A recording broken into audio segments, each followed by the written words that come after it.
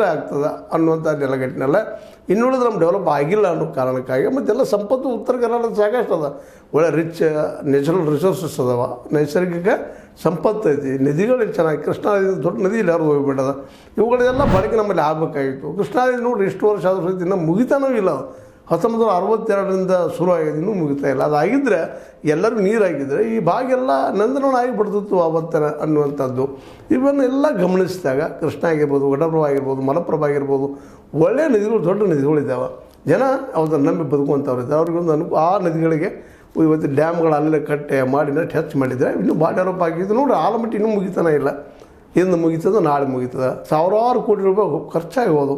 1, 2, 10,000, 20,000 ಕೋಟಿಗಳೇ ಅದು ಎಷ್ಟಾಗಿದೆ ಅಂದ್ರೆ ಕೌಂಟ್ಲೆಸ್ ಅದಂಗೆ ಆಗಿ ಹೋಗ್ಬಿಟ್ಟದು.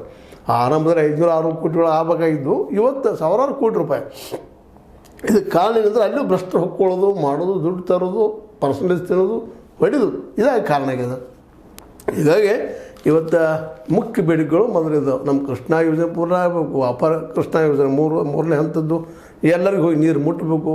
ಮತ್ತು ನೀರಾವರಿ ಆಗೋ ಜೊತೆಗೆ ಇಲ್ಲಿ ಉದ್ಯಮಿಗಳು ಸಹಿತ ಬರಬೇಕು ಅನ್ನುವಂಥ ಬೇಡಿಕೆ. ಶಿಕ್ಷಣ ಇನ್ನೂ ಒಳ್ಳೆಯ ಶಿಕ್ಷಣಗಳು ಬರಬೇಕಿಲ್ಲ, ಟೆಕ್ನಿಕಲಿ ಆಗಿರ್ಬೋದು, ಒಂದು ಪ್ರೊಫೆಷನಲ್ ಶಿಕ್ಷಣಗಳು ಬರಬೇಕು ಅನ್ನುವಂಥದ್ದು.